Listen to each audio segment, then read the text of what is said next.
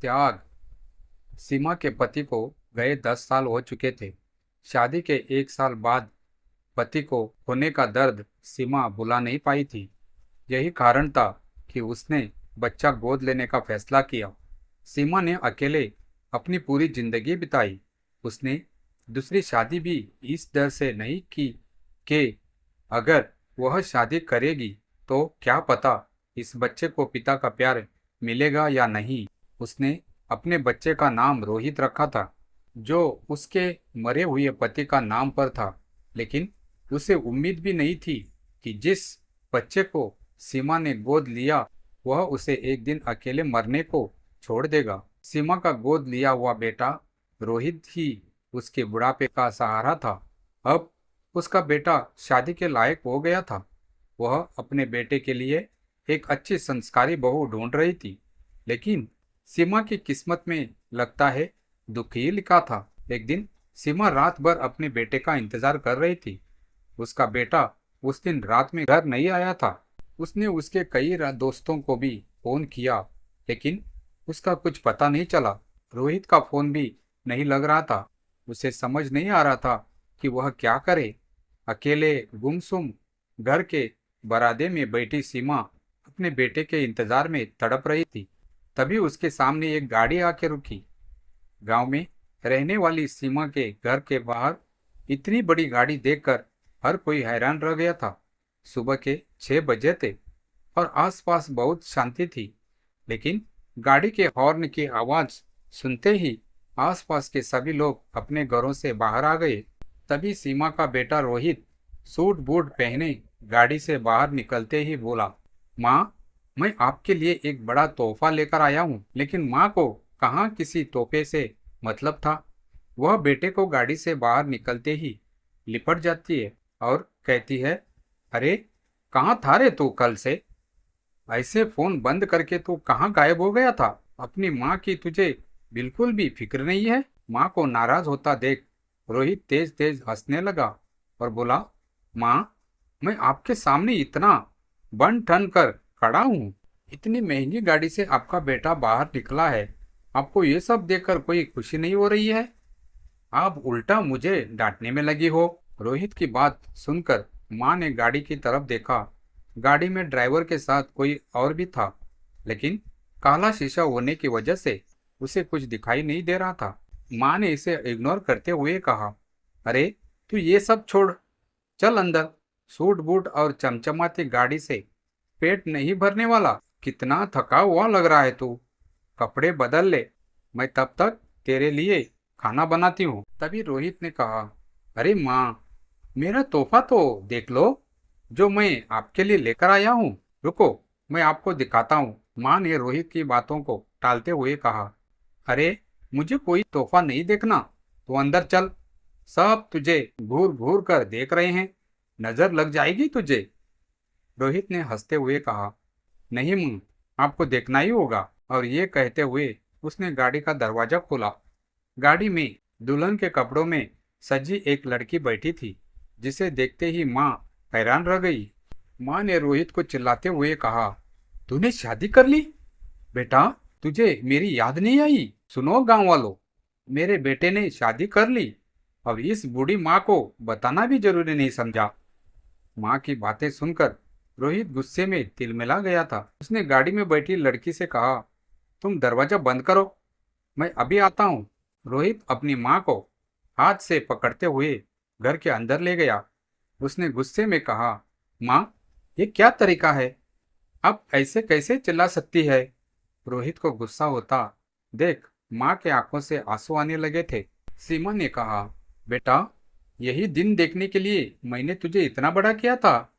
मेरा इकलौता बेटा है तो तेरी शादी देखने के मेरे भी सपने थे। तू अपनी मर्जी से पता नहीं किसको घर ले आया।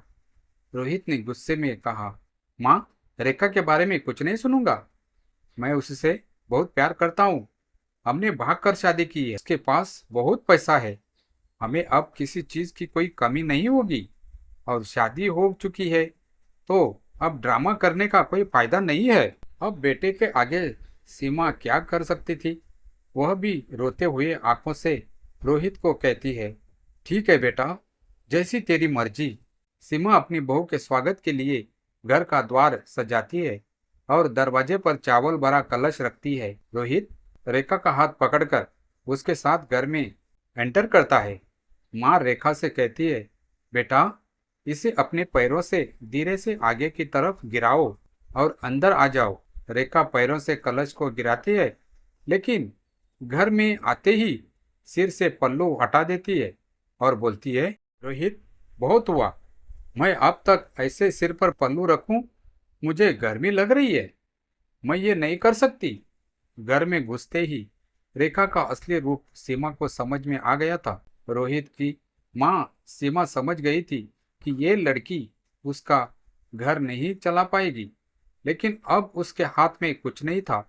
माँ ने रेखा से कहा, कोई बात नहीं बेटा, तुम घूंघट नहीं भी करोगी तो भी मुझे कोई दिक्कत नहीं है। माँ की बात सुनते ही रोहित ने रेखा से कहा, देखा मैंने कहा था ना, माँ बहुत अच्छी है। चलो तुम कपड़े चेंज कर लो। माँ ने भी कहा, हाँ बेटा तुम दोनों कपड़े बदल लो, मैं तब तक कुछ खाने को बना देती हूँ। रोहित ने कहा, माँ भिंडी बना दो, रेखा को भिंडी बहुत पसंद है। माँ ने भी हंसते हुए कहा, ठीक है बेटा। रोहित को भिंडी नहीं पसंद थी, लेकिन वो अपनी पत्नी के लिए भिंडी बनवा रहा था। यह देखकर माँ खुश हो रही थी कि उनका बेटा अब बड़ा हो गया है। उसने दूसरों के पसंद का ख्याल रखना भी शुरू कर दिया है। माँ ने खाना बना दिया था और सभी ने मिलकर खाना खाया। खाना खाते हुए माँ बेटे और बहू से बहुत सारे बातें कर रही थी कि वह कहाँ मिले और कैसे यह रिश्ता शुरू हुआ। माँ ने रेखा को अपना लिया था क्योंकि वह अपने बेटे को खोना नहीं चाहती थी। बेटा भी खुश था कि सब कुछ अच्छा चल रहा था। सास बहू और बेटे सभी मिलकर एक साथ हंसी खुशी रह रहे थे। एक दिन रोहित ने माँ से कहा, चलो माँ आज हम सभी कहीं घूमने चलते हैं। माँ ने कहा, अरे बेटा तुम दोनों जाओ, मैं कहाँ इस उम्र में घूमूंगी, ये मेरे घूमने की उम्र नहीं है। रोहित माँ से जिद कर रहा था। आखिर माँ बाहर जाने के लिए मान गई। रोहित ने कहा, फिर चलो चलते हैं। तभी रेखा के पेट में दर्द होने लगा। उसने रोहित से कहा, मेरे पेट में बहुत दर्द हो रहा है, मैं आप लोगों के साथ नहीं जा सकती, और वैसे भी आज मेरा कहीं जाने का मन नहीं है, तो आप दोनों लोग जाओ। माँ ने कहा, नहीं मैं तुम्हारे साथ रहूंगी। ऐसा थोड़ी होता है, तुम्हें दर्द हो रहा है और हम घूमने निकल जाएं। रेखा ने कहा, अरे इतना भी दर्द नहीं है, थोड़े देर लेटने से सब ठीक हो जाएगा, आप लोग जाओ। रेखा के बार बार जिद करने पर रोहित ने भी कहा, अच्छा चलो ठीक है, हम दोनों जा रहे हैं, तुम अपना ख्याल रखना। रेखा को देखकर ऐसा नहीं लग रहा था। रोहित ने माँ से कहा, अरे उसे कोई दर्द नहीं हो रहा, आलसी है, वो जाने का मन नहीं होगा इसीलिए नहीं चल रही। माँ और रोहित हंसते मुस्कुराते शहर के ऐसे चौर पर पहुंच गए जहां दूर दूर तक बस जंगल था। रोहित की माँ ने कहा, अरे बेटा हम जंगल घूमने आए हैं क्या? रोहित ने कहा, हाँ माँ, आपकी सेहत के लिए अच्छा वातावरण सही है, थोड़ी देर तक यहाँ बैठेंगे, घूमेंगे और फिर वापस चलेंगे। दोनों गाड़ी से उतरे और जंगल की तरफ बढ़ने लगे। वहाँ बहुत लोग थे जो अपने परिवार के साथ घूमने आए थे। माँ को भी यहाँ आना अच्छा लग रहा था। आसपास खाने पीने के स्टॉल भी थे। रोहित ने माँ को 2000 की नोट पकड़ाई और कहा, माँ समोसा खाने का मन हो रहा है, आप ये पैसे पकड़ो, मैं पर्स लाना भूल गया हूँ, कैश जेब में रख कर ले आया, आप ये 2000 रुपये पकड़ो, मेरे पास से गुम हो जाएंगे, मैं समोसे और चाय उस दुकान से लेकर आता हूँ। माँ ने कहा था, ठीक है बेटा, जल्दी आना। माँ रोहित को जाते हुए देख रही थी। रोहित समोसे के दुकान पर पहुंच गया था, लेकिन देखते ही देखते माँ का ध्यान रोहित से हट गया। वह आसपास बच्चों को खेलता देख खुश हो रही थी। एक तरफ जहाँ लोग घोड़े पर सवारी कर रहे थे, तो वही लोग खेल कूद की एक्टिविटी कर रहे थे। देखते ही देखते 20 मिनट हो गए थे। माँ ने दूर समोसे की दुकान की तरफ देखा। रोहित वहां नजर नहीं आ रहा था। माँ ने सोचा, ये कहाँ चला गया? इसे इतना टाइम हो गया है, पास में ही तो दुकान है। माँ ने सोचा, थोड़ी देर इंतजार करती हूँ, बेटा आ जाएगा। 1 घंटे हो गए थे और रोहित नहीं आया। माँ खुद अब समोसे वाले दुकान पर पहुंच गई और बोली, बेटा, यह मेरा बेटा समोसे लेने आया होगा। उसने सफेद रंग का कुर्ता पहना था। दुकानदार ने पहले तो थोड़ा सोचा और फिर बोला, अच्छा वो जो लंबा सा था। हाँ, वो समोसा लेने आया तो था, लेकिन उसने फिर लेने से मना कर दिया। उसने पैसे भी समोसे के दे दिए थे, लेकिन समोसा लेकर नहीं गया। माँ ने कहा, तुमने उसे देखा क्या? वो कहाँ गया? दुकानदार ने कहा, नहीं माँ जी, इतनी भीड़ में मैं कहाँ किसी एक ग्राहक पर नजर रखूंगा। दुकानदार की बात सुनकर माँ निराश हो गई थी।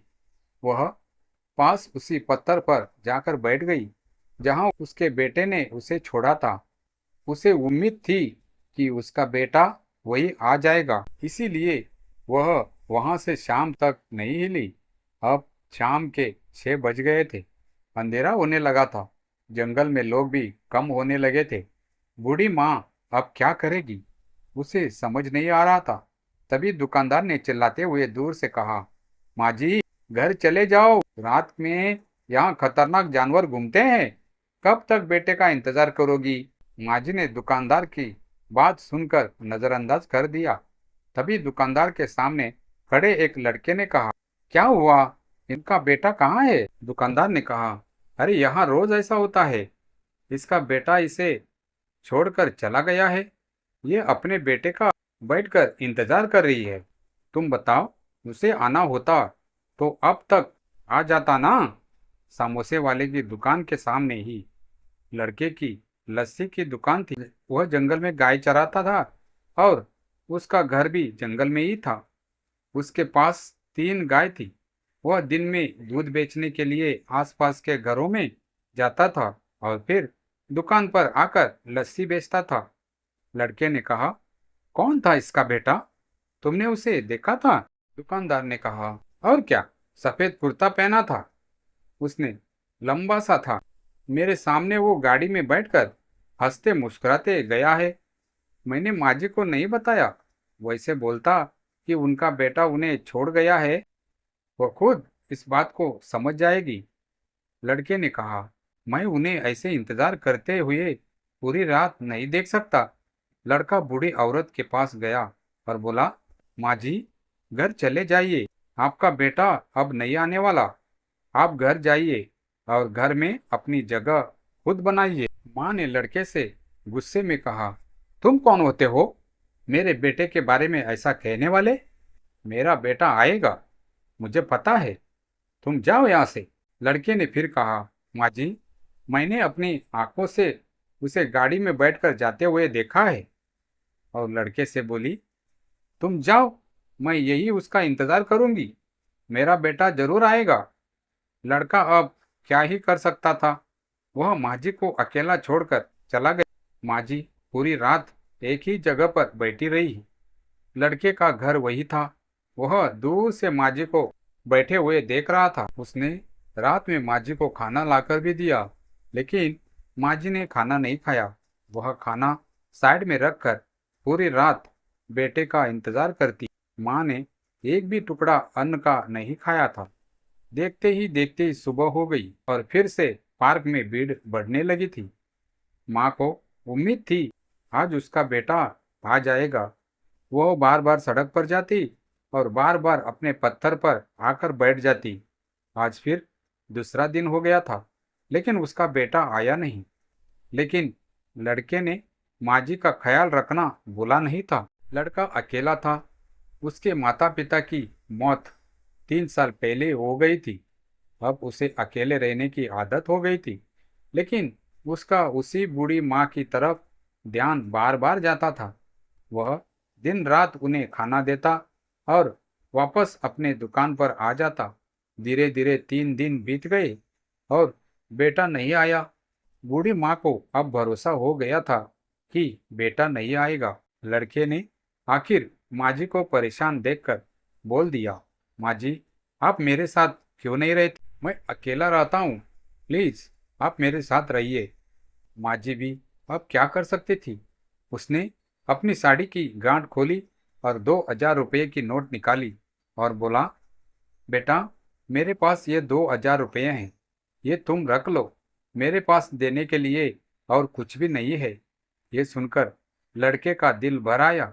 उसने कहा, माँ जी, आप मेरी माँ के समान है, मुझे आपसे पैसे नहीं चाहिए। लड़का माँ जी को अपने घर ले गया और उनका हर रोज ख्याल रखता था। हर दिन वह माँ जी का ख्याल अपनी माँ की तरह रखता था।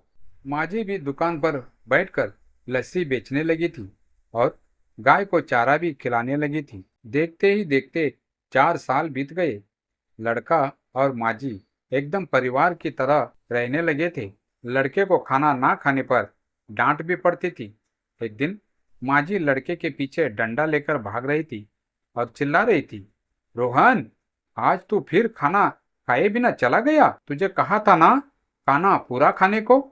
मेरी एक बात नहीं सुनता है। लड़का भी हंसते हंसते हुए जंगल में भाग रहा था। दोनों को देखकर आसपास के लोग भी मुस्कुरा रहे थे। ऐसा लग रहा था दोनों एक दूसरे से कितना प्यार करते हैं। तभी अचानक माँ के पैर थम गए और हाथ में डंडा गिर गया। ऐसा इसलिए क्योंकि माँ जी के सामने उसका बेटा रोहित आ गया था। रोहित अपनी बीवी और अपने बेटे के साथ जंगल में घूमने आया था। उसे उम्मीद भी नहीं थी कि जंगल में उसे उसकी माँ दिख जाएगी। तभी माँ जी ने चिल्लाते हुए कहा, अरे गोलू, चलो घर चलें, मैं थक गई हूँ। लड़के ने सोचा, अचानक माँ जी को क्या हो गया। उसने कहा, छोटी माँ, क्या हुआ? तभी उसने सामने एक लड़के को देखा। गोलू समझ गया कि ये उनका बेटा है। गोलू प्यार से माँ जी को छोटी माँ कहता था। उसने कहा, चलो छोटी माँ, चलते हैं, मैं अब से रोज पूरा खाना खाऊंगा। माँ की आंखें भर आई थी, लेकिन उसने मुड़कर एक बार भी अपने बेटे की तरफ नहीं देखा। उसने अपने बेटे को ऐसे नजरअंदाज किया जैसे उसने पहचाना ही नहीं। रोहित अपनी माँ के पीछे पीछे भागता हुआ गया और रोते हुए बोला, माँ, सुनो ना माँ, मेरी एक बात सुन लो बस। माँ ने तुरंत कहा, गोलू, दरवाजा बंद कर लो, कोई बाहर का आदमी घर में आ ना जाए। गोलू ने तुरंत रोहित के मुंह पर दरवाजा बंद कर दिया।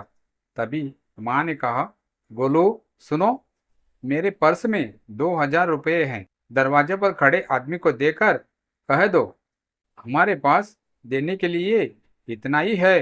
गोलू ये सुनकर बहुत ज्यादा खुश था। उसने फौरन 2,000 रुपये रोहित के हाथ में पकड़ाए और दरवाजा बंद करके घर में आ गया। रोहित बाहर खड़ा दरवाजा पीट रहा था, लेकिन माँ ने तेज आवाज में टीवी चलाया और दोनों साथ बैठकर हंसते मुस्कुराते खाना शुरू कर दिया। रोहित भी दरवाजा खटखटाते हार मानकर वापस अपने परिवार के साथ घर लौट गया। यह कहानी पूरी तरह से कल्पना पर आधारित है और इसका वास्तविक जीवन से कोई संबंध नहीं है। यह केवल कहानी के उद्देश्य से लिखी गई है। हमारा उद्देश्य किसी की भावनाओं को ठेस पहुंचाना नहीं है।